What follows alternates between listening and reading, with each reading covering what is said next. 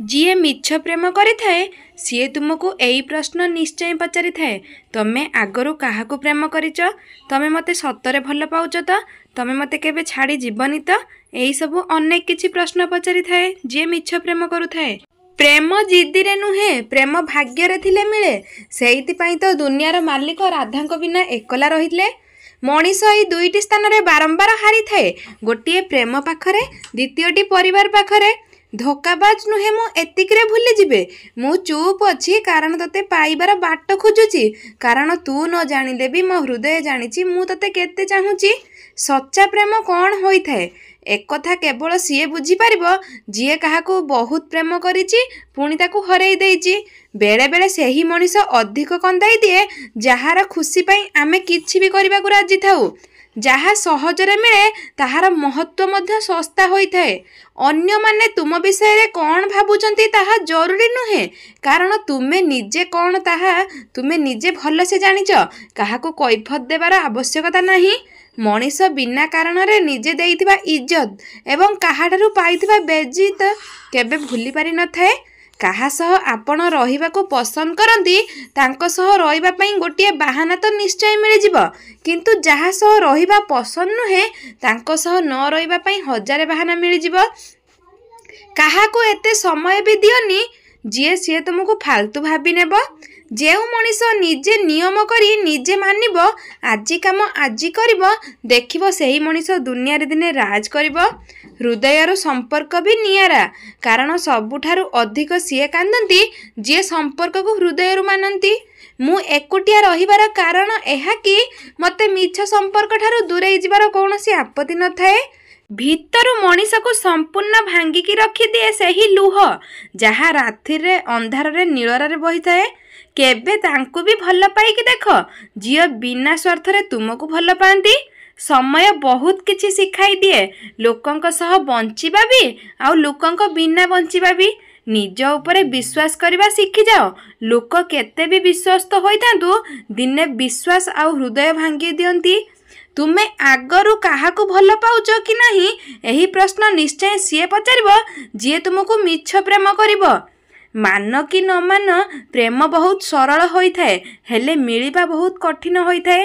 ଯଦି କାହା ଭଲ ପାଇବା ସାରା ଜୀବନ ପାଇବାକୁ ଚାହୁଁଛ, ଚେଷ୍ଟା କର ତାଠାରୁ କିଛି ବ୍ୟବହାର ରଖିବା ପାଇଁ।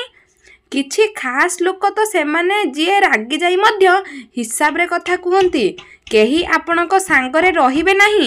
ଏଠି ଆପଣଙ୍କ ପାଇଁ ଲଢ଼ିବାକୁ ଆଉ ନିଜକୁ ସମ୍ଭାଳିବାକୁ କେବଳ ଆପଣ ହିଁ ଦରକାର। ପ୍ରେମର ଅନୁଭବ ଟିକେ ନିଆରା ହୋଇଥାଏ। ପ୍ରେମ ଦୂରରେ ଥିଲେ ବି ଭାବନାରେ ପାଖରେ ରହିଥାଏ। କାହା ପାଖରେ ଅଧିକ ଆଶା ରଖ ନାହିଁ, ନହେଲେ ତୁମେ ଦୁଃଖରେ ଥିବ ଆଉ କାହାକୁ ବି କିଛି ଫରକ ପଡ଼ିବ ନାହିଁ। ସଚ୍ଚା ପ୍ରେମ କରୁଥିବା ମଣିଷ ଅଧିକ କହି ହୁଅନ୍ତି ନାହିଁ, କିନ୍ତୁ ପ୍ରେମ ପାଇଁ ଅଧିକ ଚିନ୍ତା କରିଥାନ୍ତି। ଦେଖେଇ ହୁଅନ୍ତି ନାହିଁ, କିନ୍ତୁ ପ୍ରେମ ପାଇଁ ବହୁତ ବ୍ୟସ୍ତ ହୋଇ ପଡ଼ନ୍ତି। ପ୍ରେମ ଚେହେରାରୁ ହୋଇନଥାଏ, ପ୍ରେମ ତ ହୃଦୟରୁ ହୋଇଥାଏ। ଯିଏ ହୃଦୟରୁ ଗୁରୁତ୍ୱ ଦେଇଥାଏ ତାର ଚେହେରା ଆପେ ଆପେ ସୁନ୍ଦର ଲାଗିଥାଏ।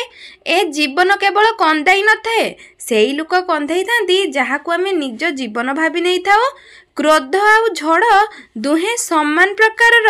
ଦୁହେଁ ଶାନ୍ତ ହେଲା ପରେ ଜଣାପଡ଼େ କି କେତେ କ୍ଷତି ହୋଇଛି। ସେହି ମଣିଷ ତୁମର ଏତେ ଭୁଲ ବାହାର କରିବେ, ତୁମ ବିଷୟରେ ଏତେ ଖରାପ କରି ଗପିବେ, ତୁମେ ବିଶ୍ୱାସ ବି କରିପାରିବ ନାହିଁ କି ସିଏ ତୁମର ଦିନେ ନିଜର ଥିଲା ବୋଲି। ଯଦି କେହି ପର କଷ୍ଟ ଦିଏ ତାହେଲେ ରାଗ ତ ନିଶ୍ଚୟ ଲାଗିଥାଏ, କଷ୍ଟ ସହ ଆଖିରୁ ଲୁହ ମଧ୍ୟ ବହିଥାଏ। ମଣିଷ ଅନ୍ୟଠାରୁ ମିଳିଥିବା ଇଜ୍ଜତ ଏବଂ ନିଜ ଲୋକଙ୍କ ଠାରୁ ମିଳିଥିବା ବେଜ୍ଜତ କେବେ ଭୁଲି ପାରିନଥାଏ।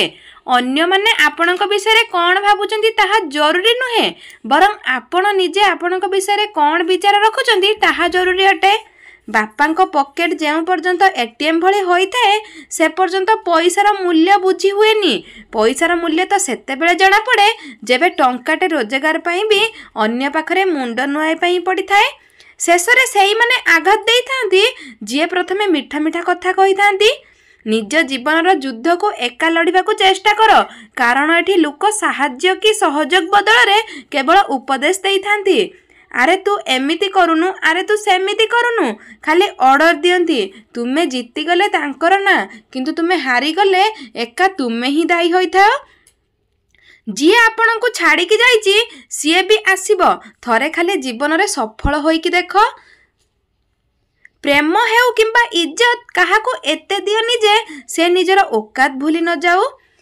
କଥା ହେବା ପାଇଁ ଟାଇମ୍ ଆଉ ମୁଡ୍ର ଦରକାର ହୋଇନଥାଏ, କେବଳ ନିଜ ପାଖରେ ଫିଲିଙ୍ଗସ୍ ଥିବା ଦରକାର। ଲୋକ ଯେତେବେଳେ ପଚାରନ୍ତି ତୁମେ କ'ଣ କାମ କରୁଛ, ପ୍ରକୃତରେ ସେମାନେ ହିସାବ ଲଗାନ୍ତି ଆପଣଙ୍କୁ ଇଜ୍ଜତ କେତେ ମିଳିବ। ବହୁତ କିଛି କହିବାର ଅଛି, କିନ୍ତୁ କାହିଁକି କେଜାଣି ଏବେ ଲାଗେ କିଛି ନ କହି ଚୁପ୍ ରହିଗଲେ ବହୁତ ଭଲ ଆମ ଦୁହିଁଙ୍କ ପାଇଁ। ସମସ୍ତେ ତ ନିଜର ଭଳି ଲାଗନ୍ତି, କିନ୍ତୁ ପ୍ରକୃତରେ କିଏ ନିଜର ତାହା ସମୟ ହିଁ ଜଣାଇ ଦେଇଥାଏ।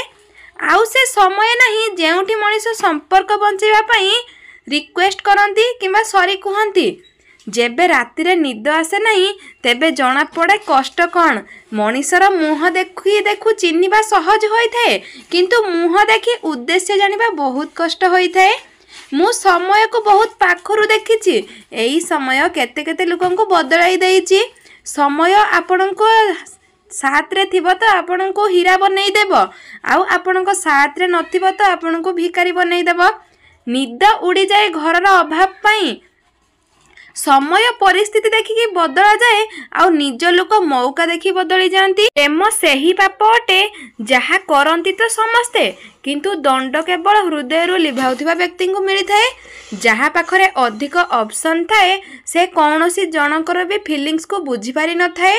ବାରମ୍ବାର କାହାକୁ ଆମ ଭାବନା ଆଉ ହୃଦୟ ସହ ଖେଳିବାକୁ ଦେଲେ ସିଏ ଦିନେ ଖେଳାଳି ହୋଇଯାଇ ରହିଯିବ, ଆମେ ତା ପାଖରେ ଖେଳନା ହୋଇଯିବା। ସଚ୍ଚା ପ୍ରେମରେ ଯେବେ କେହି କାହାକୁ ମିସ୍ କରେ ସିଏ ଏଇ ଦୁଇଟି କାମ କରିଥାଏ। ସିଏ ତୁମକୁ କିଛି କାମ ନଥିଲେ ମଧ୍ୟ ବାହାନା କରି କଲ୍ କରିଥାଏ।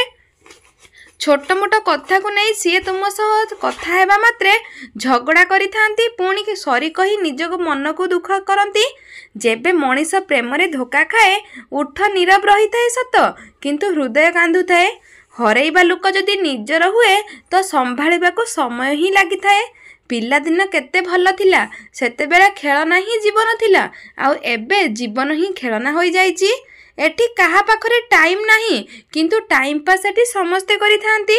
କେବେ କାହାକୁ ଏତେ ଚାହଁନି କି ପରେ ଆଖିକୁ ଲୁହ ଛଡ଼ା ଆଉ କିଛି ଦେଖାଯିବ ନାହିଁ। ଅନ୍ୟ ଲୋକଙ୍କ ଜୀବନରେ ନିଜକୁ ଖୋଜିବା ବନ୍ଦ କରିଦିଅ, ଦେଖିବ ତୁମେ ଆଉ ତୁମ ଜୀବନ ଉଭୟ ସୁନ୍ଦର ଆଉ ସରଳ ହୋଇଯିବ। ଏଠି ସମ୍ପର୍କର ମୂଲ୍ୟ ଯିଏ ବୁଝେ ତା ସହିତ କେହି ସମ୍ପର୍କ ରଖିବାକୁ ଚାହାନ୍ତିନି, ଆଉ ଯିଏ ସମ୍ପର୍କର ମୂଲ୍ୟ ବୁଝେ ନା ତା ସହିତ ସମ୍ପର୍କ ରଖିବାକୁ ସମସ୍ତେ ଚାହାନ୍ତି।